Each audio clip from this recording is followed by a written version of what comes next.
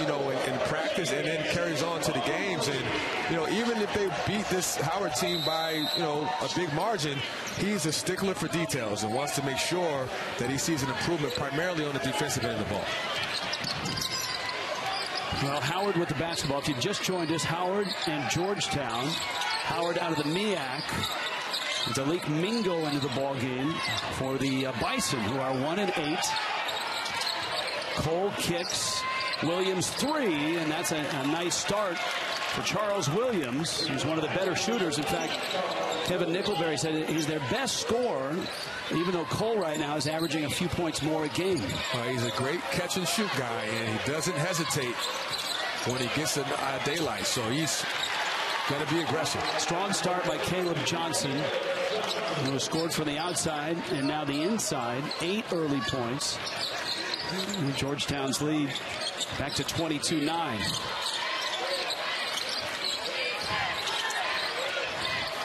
Howard, not only an ambitious schedule, but not a lot of home games for him. They've spent a lot of time outside of the Beltway.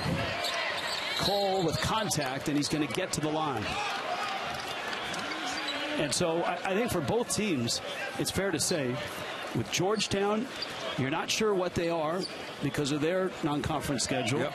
And for Howard, you're not sure what they are in terms of the MEAC with their non-conference schedule. I agree. I think that's an interesting dynamic for both teams. For this Howard team, the thing about them is they're so young. 5 of their top 6 players are freshmen and sophomores. So with that being said, you want to see growth, you want to see development along the way, but you also have to be patient. And Coach Nickelberry knows that, you know, when you're depending on a freshman as talented as Cole, he's going to score the ball, but you got to have, you know, multiple efforts, and that's the challenge there, and they have to be healthy.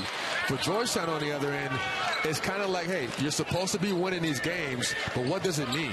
We don't know yet. We'll find out probably in a couple weeks from Big East Conference. Well, we'll find out when they play Syracuse coming up. That's the first big-name opponent that they play, and obviously if they're able to win tonight, that's another step closer. That's Dickerson, and he misses the 3, and the rebound to Howard, almost thrown away there. Cole comes up to scoop it up.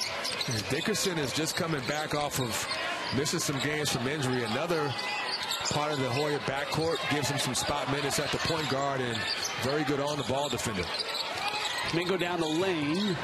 Shot clock at 10. Williams waits for a screen. Good job of hedging that screen. And a straight-on jumper is good. And that's Zion Cousins, his second bucket. He's coming off a double-double against Penn. He had 11 and 11. That was a game, like a lot of games, in which Howard was in that game against Penn, and Penn pulled away late for the win. Yeah, Coach Nickelberry's high on Cousins. Says he has an unbelievable motor for a 6'7" kid. Versatility is his biggest strength. Pick it off the glass. He grimaced when he released it. He didn't call it. That's why. He smiled on his way back up the floor. Cole is really having to work hard to get any open looks in this ball game. Well, Georgetown is going to be primarily a man-to-man defensive team, and they're interchangeable on the perimeter. They switch a lot, and they do a good job keeping the ball out the paint.